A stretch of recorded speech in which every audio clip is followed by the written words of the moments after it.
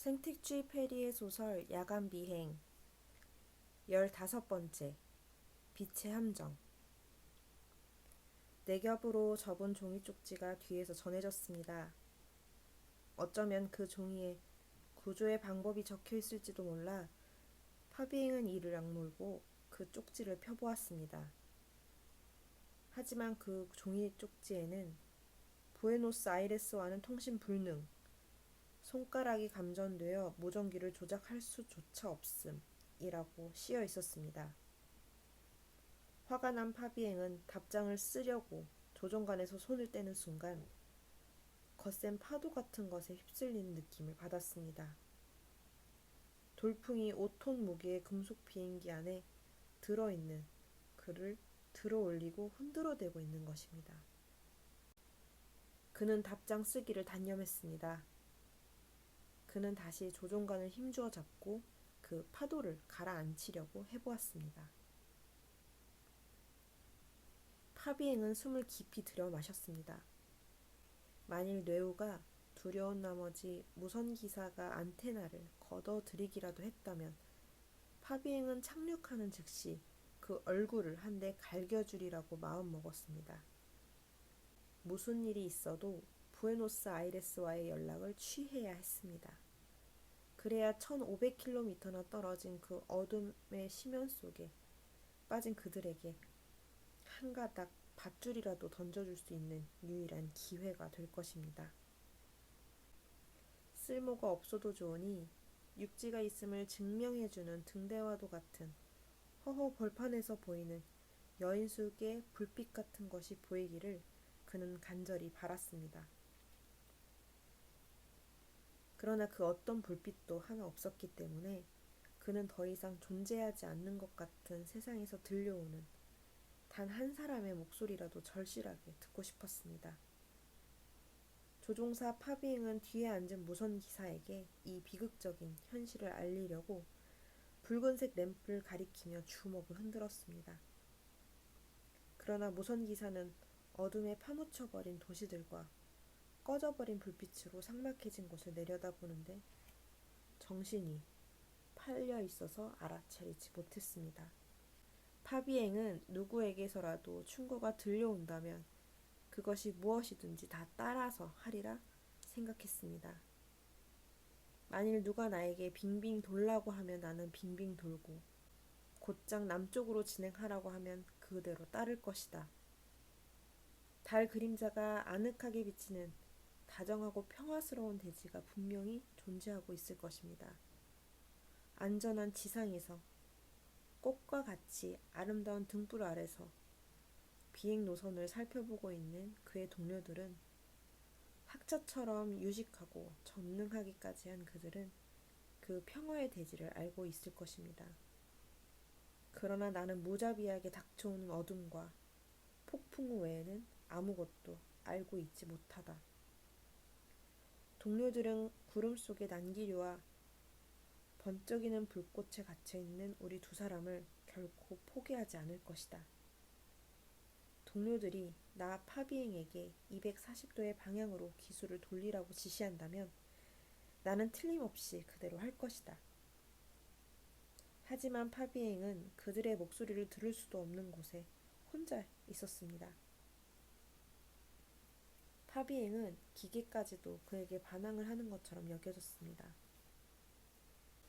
우편 비행기가 급강하할 때마다 엔진이 어찌나 심하게 진동을 하는지 흡사 우편 비행기 전체가 성이 난 것처럼 흔들렸습니다. 고개를 푹 숙이고 파비행은 자이로스코프를 들여다보며 우편 비행기의 중심을 잡으려고 안간 힘을 쓰고 있었습니다.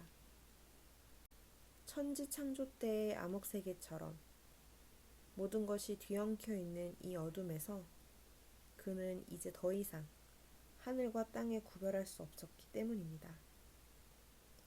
위치를 가리키는 계기판의 바늘도 너무나도 빨리 움직여 좀처럼 숫자를 파악하기 어려웠습니다.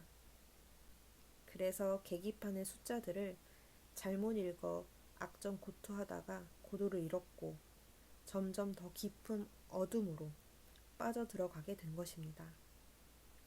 그는 고도계의 숫자를 읽다가 깜짝 놀랐습니다. 500미터? 그것은 언덕의 높이였습니다. 언덕들이 물결처럼 그를 향해 달려오고 있는 것 같았습니다. 작은 언덕이라도 충돌한다면 그 우편 비행기는 산산조각이 날 것입니다. 마치 대지의 산들이 나사가 풀리자 땅에서 풀려나와 그의 주위를 미친 듯이 맴돌고 있는 것 같은 느낌입니다. 그것들은 알 수 없는 춤을 추며 점점 더 파비행에게 가까이 다가오고 있었습니다. 그는 이제 충돌을 무릅쓰고 아무 곳에나 착륙할 수밖에 없다고 결정했습니다. 그는 언덕에 충돌하지 않기 위하여 하나밖에 없는 조명탄을 발사하였습니다. 조명탄은 빨갛게 타들어가다 어느 들판을 비춘 후 꺼져버렸습니다. 그러나 그곳은 들판이 아니고 바다였습니다. 그는 그 사실을 알았습니다. 큰일이구나. 40도를 수정하여 비행하였는데 항로를 벗어나고 말았다. 이건 엄청난 태풍이다. 육지는 도대체 어디에 있는 것일까? 그는 서쪽으로 방향을 돌렸습니다. 이젠 조명탄도 없다. 모든 것은 끝이다. 뒤에 있는 무선 기사는 어떻게 하고 있을까? 그는 틀림없이 안테나를 걷어들였을 것이다. 파비행은 더 이상 그를 원망하지 않기로 했습니다. 파비행이 조종석에서 두 손을 놓아버리면 그들의 생명은 한 줌의 먼지로 사라져 버릴 것입니다.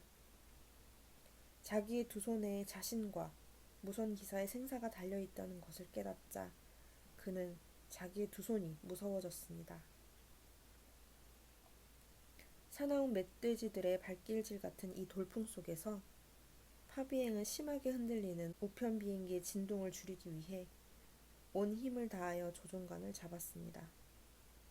그렇게 하지 않는다면 심한 진동 때문에 조종관의 전선이 끊어졌을 것입니다.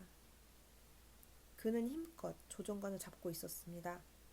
너무 힘껏 잡고 있었던 탓인지 손의 감각조차도 없어진 것 같았습니다. 그는 손가락을 움직여 보려고 했지만 손이 말을 듣고 있는지 않는지조차도 알 수가 없었습니다. 두 팔 끝에 뭔가 이상한 것이 달려있는 것만 같았습니다. 그것은 감각도 없고 힘도 없는 낡은 가죽과도 같은 것이었습니다.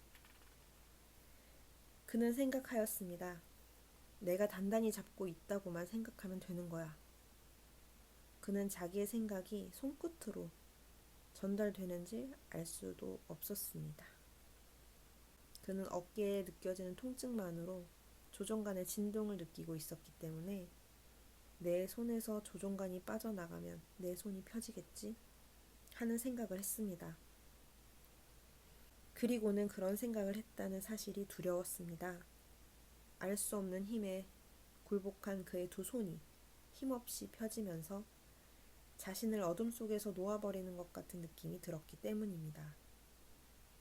그는 아직도 싸우면서 그의 운명을 시험해보고 있습니다. 불운은 외부에서 오는 것이 아니라 자신의 내부에서 만들어지는 것이라고 그는 믿고 있었습니다.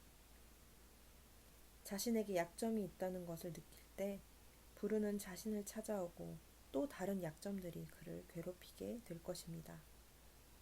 그런데 바로 그 순간 그는 폭풍의 틈 사이로 몇 개의 별들이 반짝이는 것을 보았습니다.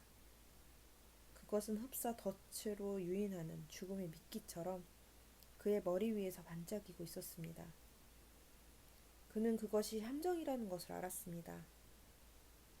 틈 속의 별들을 보고 그것을 향하여 높이 올라가고 나면 그 별들에게 사로잡혀 다시는 내려오지 못한 채 그곳에서 영원히 머물게 되리라는 함정. 그러나 빛이 너무나도 그리운 그는 그만 그곳을 찾아 올라가고 말았습니다.